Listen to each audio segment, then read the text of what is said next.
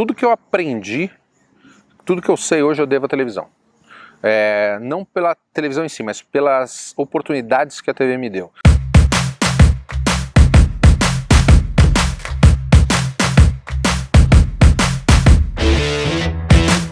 Bom, minha relação, meu começo de contato com a natureza, com a vida outdoor, foi muito novo quando meu pai levava a gente a acampar, mas eu acho que onde eu me apaixonei mesmo foi com a canoagem.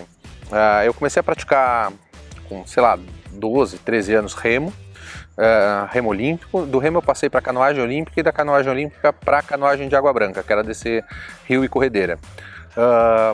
Então eu treinava durante a semana velocidade, canoagem de velocidade, e no fim de semana eu descia a corredeira. E isso coloca a canoagem me colocou em contato com lugares que eram muito ermos, porque tem rios, tem passagens que só os caiaques entram, né? Então acho que esse foi o meu primeiro contato, onde eu levava as coisas dentro do caiaque ali, tudo meio que adaptado, assim, uma lona, dormia de bivac, muito improvisado. Quando você é novo vale tudo, né? E acho que foi o meu primeiro contato direto com lugares ermos, com lugares que não eram um camping onde você parava com o carro, né? Acho que foi aí que eu me apaixonei por esse mundo aí. Eu tive a felicidade muito grande de começar a trabalhar na televisão. Foi uma entrada super por acaso, falando de defesa pessoal. Eu dava aula de jiu-jitsu também na época, sempre adorei esportes, e acabei migrando de defesa pessoal para esportes radicais. Era uma lacuna que a TV tinha. Eu fazia coisas que nenhum outro repórter queria fazer, todas aquelas loucuras, entrar em jaula de leão, subir em asa de avião, enfim, os treinamentos militares. Então, ali foi a minha via de fuga das profissões indoor, né? Eu escapei do escritório através da televisão, que me deu oportunidades incríveis, assim. Hoje, eu estou apaixonado pelo YouTube, gosto muito mais do YouTube, mas sou muito grato aos 25 anos de TV por me dar essas oportunidades, né? Para entrar na TV foi uma coisa totalmente casual, eu nunca tinha planejado isso. Na verdade, minha entrada na TV, uma diretora me chamou para fazer uma entrevista sobre defesa pessoal, que era o que eu fazia na época. Eu dava, além de trabalhar com engenharia e publicidade, eu dava aula de jiu-jitsu. Ela gostou, ela me chamou para fazer outra entrevista e outra pauta, e isso virou um emprego.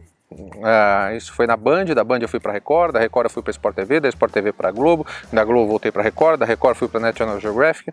Então isso acabou virando uma profissão. Por muito tempo eu levei várias profissões juntas, eu trabalhava com outras coisas, porque ao contrário do que as pessoas pensam, você não ganha tanto dinheiro assim com TV.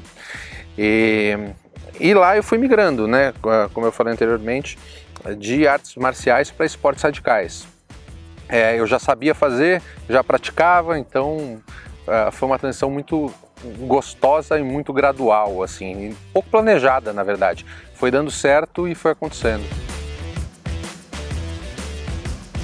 TV, a coisa é mais amadora do que as pessoas pensam, e não falo isso com desdenho, não.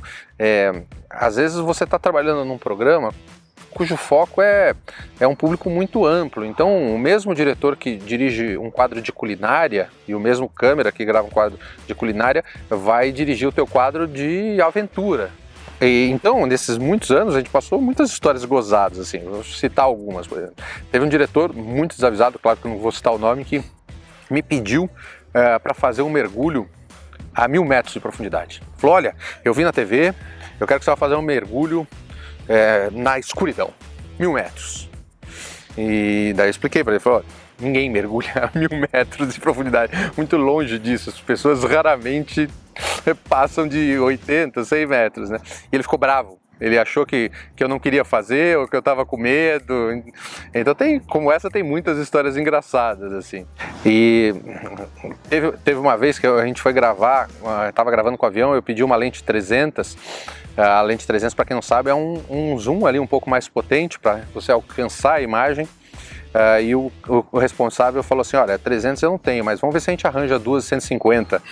Então tem muitas histórias engraçadas que a gente passou por estar em televisão, né? É uma coisa muito diferente do que eu faço hoje. Na televisão saía a diretor, assistente de direção, 2 cinegrafistas, assistente do cinegrafista, audioman, era muita gente para pouca coisa. E é claro que todo aquele pessoal não estava preparado para fazer grandes coisas de aventura. Nem era para estar, coitados, eles estavam acostumados a fazer coisa em estúdio e tal. Então dava muita cagada, literalmente, assim. Mas era sempre muito divertido, assim, eu sempre tive a sorte de trabalhar com gente muito legal, assim, então a gente acabava acochambrando e no final tudo dava certo. A minha migração da TV para o YouTube, ela foi gradual, assim, ela também não foi uma coisa direta. Eu comecei usando o YouTube para postar coisas que eu fazia na TV. Aliás, essa era uma das minhas grandes frustrações na TV, que era assim, você produzia uma matéria incrível, ela ia para o ar e sumia, era um buraco negro. Nunca mais ninguém via aquela matéria. Às vezes você ficava produzindo uma matéria, eu produzia uma matéria sobre morcegos hematófagos, fiquei 6 meses indo em lugares, procurando, até achar, até conseguir fazer captura e tal. Aí ela vai pro ar, pum, acabou. Ficava 3 meses fazendo um treinamento no exército, a matéria ia pro ar, pum, acabou. Então eu tinha essa grande frustração e quando começou o YouTube eu comecei a pegar algumas matérias, nem sei se podia na época, e colocava no meu YouTube, mas eram matérias da TV, colocadas no YouTube. Muitas delas não podia monetizar, dava problema porque não tinha licença de áudio, enfim, mas era isso no meu YouTube. Até que chegou um momento que eu fui me apaixonando pela plataforma cada vez mais, pela possibilidade de fazer o que eu queria sem ter que aprovar pautas, de sair com uma equipe mais enxuta e mais preparada, e daí eu falei, putz, eu acho que esse é o futuro, acho que é pra cá que eu vou e saí mesmo da TV, pus os 2 pés no YouTube e isso já faz uns 3 anos, tô bem feliz, assim, eu me arrependo talvez de não ter saído antes. Bom, tudo que eu aprendi, tudo que eu sei hoje eu devo à televisão. Não pela televisão em si, mas pelas oportunidades que a TV me deu. Então, por eu trabalhar num programa de TV, eu pude fazer coisas que as pessoas normalmente não podem. Eu pude fazer treinamentos militares no Exército, na Marinha, na Aeronáutica, pude entrar em lugares que eram proibidos, que a gente acabava conseguindo licença do IBAMA, pude praticar esportes que eram muito caros e que eu talvez não pudesse. Então eu devo tudo que eu sei hoje à TV, e eu sou muito grato por isso. Às vezes a gente fala, eu prefiro o YouTube, parece que você está desdenhando da TV. Não, era uma outra época e foi muito legal. E eu trouxe toda essa bagagem comigo, não só a bagagem de aprendizado, mas também a bagagem de contatos. Amigos que eu fiz durante a época de TV, que eu uso hoje para fazer minhas pautas do YouTube. O que eu não trouxe, o que eu não consegui trazer e não vem de jeito nenhum é público. O público que eu tinha, que me seguia na época no Twitter, não veio para o YouTube. Eu tive que começar do zero mesmo, assim. É até frustrante no começo, porque você colocava uma baita matéria no ar, envolvia amigos, gravava tudo e dava 400 views. Mas o YouTube ele premia a insistência, né? Então eu fui insistindo, não desanimei, e a coisa foi acontecendo. É muito difícil chegar aos 10 mil, é mais fácil chegar aos 100 mil do que aos 10 mil, é mais fácil chegar aos 500 do que aos 100 e assim por diante. Então acho que a única coisa que eu não trouxe da TV foi o público mesmo. É um público novo e que às vezes me pergunta assim, pô, é verdade que você trabalhou na TV? Pô, você é aquele cara que uma vez eu vi na TV, é engraçado isso, né? É um público que gosta de YouTube, talvez um público mais novo, enfim, muito específico. A beleza da internet é a liberdade de expressão, assim. Apesar de hoje o meu canal, assim, a gente trabalha com 98,7% de aprovação, de like em cima de dislike, sempre tem aquele 1,2% de cara que não gosta. Uma pequena porcentagem disso, vamos colocar aí 1 a cada 500 pessoas, pode ser um hater. Agora, o hater, ele é muito mais uma pessoa carente do que uma pessoa que te odeia, né? E o barato é que os comentários dos haters são muito mais engraçados, porque eles querem criticar e às vezes não tem o que criticar, assim. E às vezes o alvo não sou só eu. Por exemplo, eu fui fazer uma entrevista com um cara no Butantan, que é o diretor do Instituto Butantan, um cara que trabalha há 30 anos com cobras, hoje é diretor geral, sabe tudo. Aí vem um cara embaixo e comenta assim: esse cara não sabe nada. É incrível como as pessoas conseguem criticar tudo. Às vezes você erra uma vírgula, uma palavra. Eu tô aqui, eu estava fazendo um kit pesca falando de uma linha multifilamento. Aí uma das vezes eu falei, e tô aqui com a linha monofilamento, ou seja, o vídeo tem 15 minutos. E eu troquei uma das vezes, porque esse cara não sabe nada, porque ele falou que a linha é monofilamento, não é multifilamento, e é um bosta. Aí falando de pesca, pode que nunca foi pescar. Então é engraçado que às vezes o hater ele pega um detalhezinho mínimo assim e transforma como se fosse um elefante ali. Mas tem comentários muito gozados assim. Agora, desde o tempo de televisão você aprende a ignorar completamente o hater, porque se você bate boca ou dá atenção, é isso que ele quer, né? Então você simplesmente ou deixa lá, ignora, ou deleta o comentário, ou bloqueia o cara. Aí ele vai continuar escrevendo, as pessoas não sabem disso, mas às vezes o cara vai continuar escrevendo sem ninguém ver e ele acha que as pessoas estão vendo, mas tudo bem. Agora tem hater, assim, todo mundo tem hater, né? Não tem jeito. O Brasil, é triste falar isso, mas o Brasil ainda está engatinhando em relação a práticas outdoor, se você comparar com outros países que nem Estados Unidos, Canadá, Europa, enfim. A gente não tem o hábito de ir para a natureza, exceto praia. A galera vai para praia, entendeu? Mas pouca gente tem o hábito de, vou fazer uma expedição, vou conhecer a Chapada, vou para o Monte Roraima, vou fazer um trekking de vários dias. A gente está muito cru ainda nisso, e o brasileiro ele é um sobrevivente nato, né? Ele tem a mania de adaptar tudo. Então ele pega o mesmo tênis que ele usa na academia e ele usa para o trekking, né? Ele pega aquela camiseta de algodão e a calça jeans e vai para o mato com aquilo lá, porque ele não tem informação e porque ele não tem dinheiro. Então, o Brasil, eu falo isso, que o Brasil ainda está engatinhando, não porque as pessoas não gostem, não porque não tenham produtos para as pessoas comprarem, é simplesmente porque as pessoas ainda não sabem. Então, acho que o grande papel do meu YouTube hoje é ensinar essas coisas. O meu objetivo, minha missão é clara: como você ir para a natureza com segurança e conforto. É isso que eu quero. Quando a pessoa sabe disso, quando a pessoa vai para a natureza com segurança e principalmente com conforto, segurança é o mínimo que se espera, mas com conforto também ela volta, porque ela não vai passar perrengue. Então, se eu conseguir passar isso para as pessoas, eu sei que eu estou incentivando a prática outdoor. A partir do momento que ela se apaixona pela natureza, aí não tem mais volta. Quando o bichinho da natureza te morde, aí você vai aos poucos comprando seu equipamento, cada vez equipamentos melhores, equipamentos que vão te proporcionar mais conforto, mais segurança, e aí aquele equipamento dura muito tempo, porque o equipamento bom dura praticamente para sempre. Então, eu acho que esse é o caminho. A gente está engatinhando, mas a gente tem um longo caminho a seguir e tem lugares para isso no país.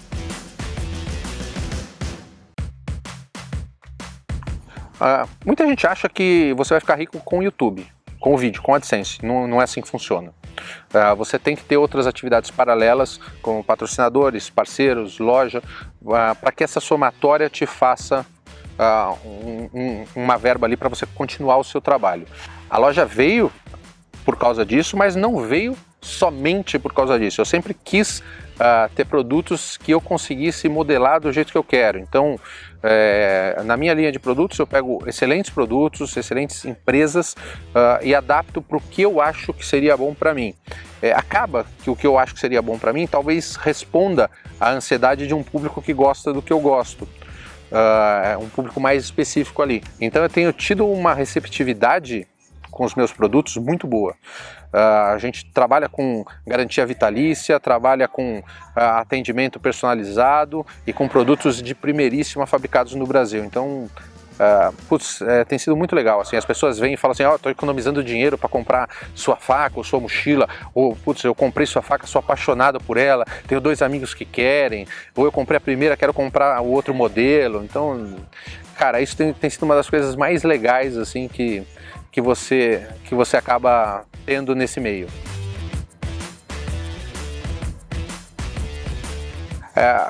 Uma coisa que atrai muito o público e que o público gosta muito quando eu falo é em relação a dicas de sobrevivência. Dica de sobrevivência é uma coisa muito genérica. A noção que o público geral tem de sobrevivência é o que eles veem nos canais da Discovery, com o Bear Grylls, com o Dual Survivor, com Largados e Pelados. Só que isso é entretenimento. Não que esses caras não sejam muito bons, são caras muito preparados, mas eles estão fazendo um programa de entretenimento. Sobrevivência não é bem aquilo que a gente vê na televisão. Sobrevivência, primeiro, ela tem ecossistema, tem biomas. Um cara que está muito bem preparado para viver na floresta, para sobreviver na floresta amazônica, pode se dar muito mal num ambiente nevado. Aliás, eu tive gravando com um mateiro na Amazônia, um sargento que era ribeirinho, que é um fenômeno, sabe tudo de selva, mas nunca pisou na Amazônia. Ele viu o primeiro carro dele quando ele tinha 18 anos. Se eu jogar esse cara na neve, ele provavelmente não sabe nem por onde começar. Então, essa é a primeira coisa. A segunda coisa é que, assim, a situação de sobrevivência crua, ela é muito difícil de acontecer. Se você tem elementos básicos, se você tem uma boa faca, uma cobertura, um cantil, uma maneira de tratar água, as suas chances de sobreviver são infinitamente maiores do que aquele cara que não tem aquelas 3 ou 4 coisas. É uma PG que, assim, é absurda. E principalmente, uma coisa que as pessoas não entendem é que, assim, eu nunca vou entrar numa situação de sobrevivência. Não vai acontecer comigo. Por quê? Porque eu vim aqui no parque gravar com vocês, eu trouxe meu kit. Entendeu? A possibilidade de eu sair despreparado é zero. Então, pode acontecer de eu me perder um dia, de eu me machucar? Sim. Mas eu vou ter sempre um argumento ali, que nem o nosso spot para avisar alguém, que nem um rádio, que nem um GPS para não me perder, que nem uma comida extra, um jeito de filtrar água. Ou seja, eu nunca vou entrar numa situação de largados e pelados. Até porque ninguém se perde pelado na selva, né? Mas o conceito de sobrevivência é muito diferente do que as pessoas acham que é. Uma coisa que acontece é que, assim, quando você começa a pensar em sobrevivência, em preparação, em se equipar, em ter conhecimento, você acaba carregando isso para outras áreas da sua vida. Ou seja, você não quer ficar preparado só no meio do mato ou numa montanha, você quer estar preparado na cidade. Então, uma coisa acaba levando a outra. Você acaba carregando sempre o seu EDC. Para quem não sabe, EDC é aquele kit que você leva sempre com você, ali o Everyday Carry. Então eu trago a noção de sobrevivência erma para a cidade. É claro que é uma coisa completamente diferente, mas o princípio de estar atento e preparado é o mesmo. Então eu sempre vou ter comigo principalmente coisas básicas. É claro que, assim, às vezes a coisa básica pode ser um power bank. Se você tiver sem celular, você não consegue pedir socorro. Então as ferramentas mudam, mas o princípio e a preparação e a vontade de se preparar é a mesma. Uma das coisas mais legais que já aconteceram na minha carreira foi me tornar embaixador dos escoteiros. Assim, talvez a mais legal. Eu não fui escoteiro quando era criança, sempre sonhei em ser, e consegui ser escoteiro já depois de velho, sendo embaixador dos escoteiros.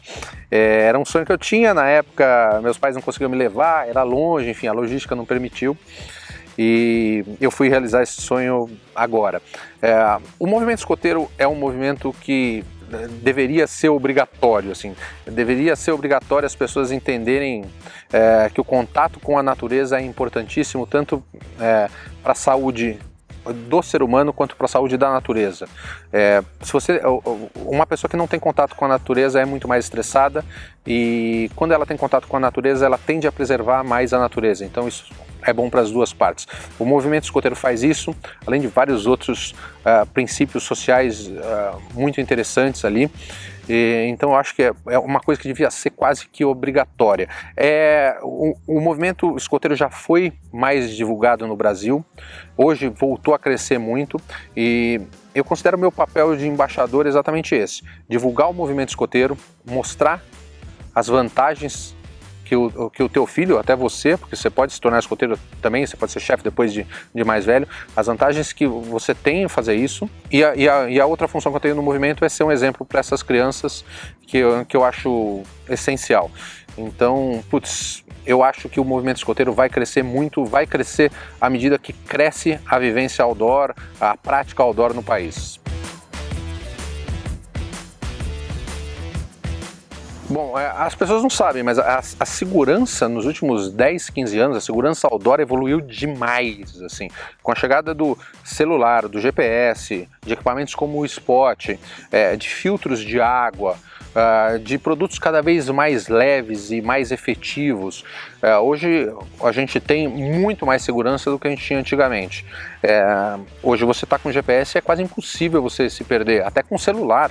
Fica muito difícil se perder porque o GPS do celular funciona sem sinal da torre. Mas antigamente a gente não tinha isso, então você tinha que fazer navegação por bússola, e o Brasil tem biomas complicados, assim, para você navegar no meio de uma selva fechada, que nem a Mata Atlântica ou selva amazônica, é difícil mesmo com bússola, assim, você não tem pontos de referência. Então, putz, eu já me perdi inúmeras vezes, já fiz muita cagada, assim, não sei como não sei como eu sobrevivi antes do GPS, do celular, dos filtros de água. Já aconteceu de ficar 2 dias no mato. O que não pode acontecer é de você se desesperar, entendeu? Uma hora você acaba se virando ali. Quando você carrega um pouco mais de peso, leva um pouco mais de equipamento, leva um pouco mais de comida, leva um abrigo um pouco melhor, você não se ferra tanto assim quando você se perde, entendeu? Às vezes você simplesmente vai andar, sei lá, 10, 20 km a mais, mas você vai conseguir sair em algum lugar. Fora que você acabava quase matando a sua família do coração, né? Porque você falava, ó, eu vou viajar na segunda, eu tô aí, voltava na quarta, né? É engraçado, assim, o Spot, ele tem esse lado interessante também, assim. Muitas vezes, se você não voltar, a pessoa não sabe nem quem chamar, né? Quando você aciona o Spot, o próprio equipamento já te manda socorro. Porque não adianta tua mãe ficar sabendo lá, putz, meu filho não voltou, o que eu faço, né? Era uma época de sobrevivência raiz, assim, a gente só se ferrava. Melhorou muito, a segurança e o conforto melhoraram demais, assim, nesses últimos 10, 15 anos.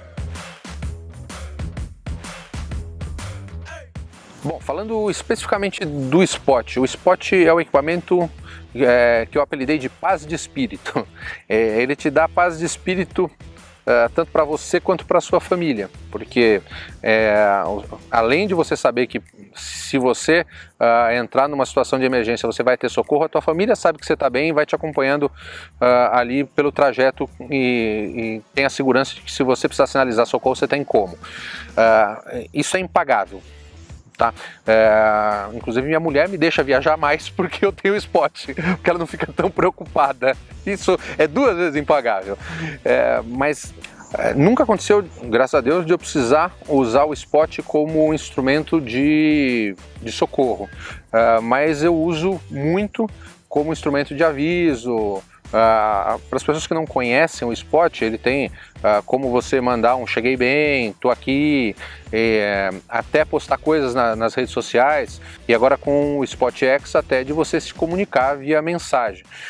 Isso é bem legal porque às vezes assim, você está 3, 4, 5 dias numa expedição e você também quer saber se está tudo bem na tua casa, com a tua família. Então tua esposa, ou tua mãe, ou teu amigo tem condição de te mandar uma mensagem e falar, ó, aqui está tudo bem, ou aconteceu isso, ou até coisas banais, tô com esse gap aqui na firma, o que eu faço, tem como você resolver. Enfim, então apesar de eu não usar como socorro, eu estou usando ele de forma constante ali. Me preocupa um pouco porque o brasileiro ele não é um cara que se atenta muito à segurança, e ele acha que porque ele assistiu a 2 temporadas do Bear Grylls que ele vai sobreviver, e não vai. Tá? Ele acha que é um cara que vai fazer fogo com um pauzinho no meio da Mata Atlântica ou da Floresta Amazônica, e não vai. Entendeu? Se depender disso, você vai morrer. Então, me preocupa um pouco essa tensão, essa pouca atenção. Então é importante a gente ficar atento com as questões de segurança. O que eu geralmente digo para a pessoa que está começando? Não faça nada sozinho, procure uma boa empresa, um bom guia, mas também não dependa do guia para sua segurança. aprenda, pesquise na internet, tem muita informação aí de graça na internet, tem coisas que você pode aprender, entendeu? Invista em bons equipamentos à medida que você vai avançando, porque o ideal é assim, você ter um bom guia, mas você não ter que depender dele 100%, saber se virar. Então esse conjunto para quem está começando é importantíssimo. E a partir de um determinado momento que você pegar a experiência, obviamente você não vai mais depender do guia, você pode fazer coisas muito mais personalizadas. Às vezes para você sair com guia, você tem que sair com um grupo, enfim, não é tão legal. Mas comece com guia, invista em conhecimento, invista em equipamento, que a coisa anda. Eu bato muito numa equação que é conhecimento mais equipamento é igual a conforto mais segurança. Se faltar um desses dois aqui, um desses dois vai faltar. Tá? Não adianta você ter um baita conhecimento e não ter equipamento nenhum, que você pode até estar seguro, mas não vai estar confortável, e não adianta você ter um baita equipamento se não tiver conhecimento nenhum, que você não vai saber usar e não vai ter nem segurança e nem conforto. Então, dois são igual a dois. Equipamento mais conhecimento é igual a conforto mais segurança. Cara, todos da NetGeo. Adoro documentários de natureza, animais, lugares ermos, programas sobre vulcões, sobre montanhas. Acho que essa é a minha linha de programa mesmo, é a linha outdoor. Preferidos são do Bear Grylls. Eu gosto dele, gosto do personagem, acho que tem bastante informação, apesar de eu saber que muita coisa é entretenimento, não tem um compromisso ali com a verdade, mas são os mais divertidos e os que eu mais aprendo. Cara, se eu tivesse que destacar algum filme, os 127 Horas, ele é um exemplo do que fazer e do que não fazer. Não vou dar spoiler do filme, mas no 127 Horas, que é uma história conhecida, que o cara corta o próprio braço, isso você não precisa ter assistido o filme para saber, para se salvar, ele comete vários erros para chegar na situação e vários acertos para sair dela. Então é um filme que eu gosto muito e que serve de exemplo, assim.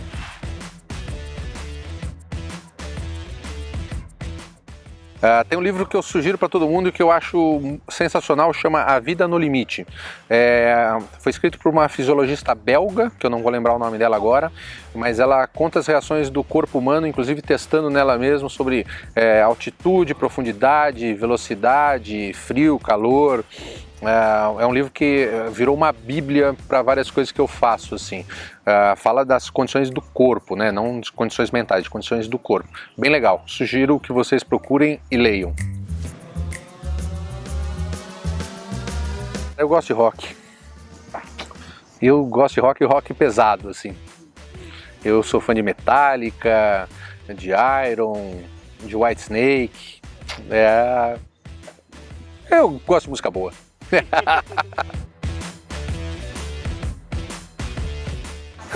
Cara, acho que meus artistas favoritos são artistas marciais. Eu sempre fui fã do Rickson, hoje sou muito fã do Demian Maia. Como eu tenho um histórico de muitos anos no jiu-jitsu, acho que os artistas marciais são negligenciados enquanto artistas, mas são grandes artistas. Cara, meu hobby parece que é sacanagem, né? Que é tudo voltado para a natureza assim, mas é o que eu gosto de fazer. Meu hobby é fotografia.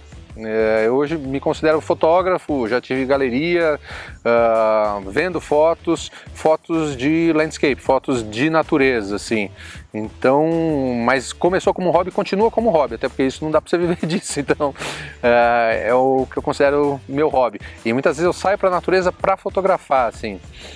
Então eu acabo aproveitando tanto a natureza quanto para praticar meu hobby.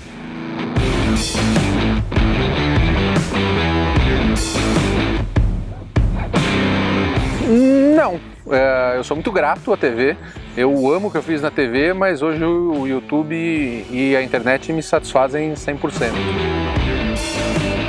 Na verdade eu uso muito mais do que pode parecer. A engenharia me dá base para calcular uma resistência de materiais de corda, de um equipamento, consertar um outro equipamento, e a comunicação social me ajuda a trazer todo esse conteúdo que eu produzo para as minhas redes sociais. Então eu uso muito mais do que eu achei que eu ia usar.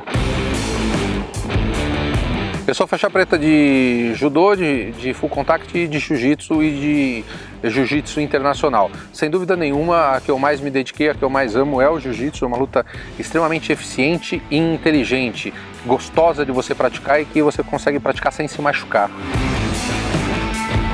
Acho que as antigas do Bear Grylls, quando ele fazia o A Prova de Tudo, gosto das novas também, mas o A Prova de Tudo era sensacional. Nunca, já tive vários convites, mas eu absolutamente não sei nada sobre atuar. São profissões muito diferentes. Então às vezes tiveram alguns convites, mas o que eu gosto é de fazer matéria mesmo, é de ser repórter e nem saberia ser ator. Quando não estou viajando, eu almoço com a minha família, ou com a minha mãe ou com a minha sogra, porque a gente acaba ficando ausente, então quando a gente está na base, está em São Paulo, a gente quer ficar com a família, né? E com a mulher, claro. Mudou tudo, meu equipamento ficou bem mais pesado, porque as lentes são pesadas, mas muda até na prática, assim, como você fotografa muito no nascer do sol e no pôr do sol, às vezes viagens que você faria de ida e volta no mesmo dia, um hiking se transforma num trekking, você acaba tendo que dormir no lugar para fotografar no começo ou no fim do dia. Acho que uma coisa que ninguém sabe sobre mim é que eu já fiz coreografias de lutas para várias novelas, programas de TV, enfim. E muitas vezes eu era o vilão, maquiado, disfarçado, com capuz, porque é muito mais fácil uma pessoa que monta a coreografia apanhar do protagonista do que você coreografar duas pessoas. Então, tinha os combates, eu era algum dos vilões ali no meio e vocês nunca vão saber.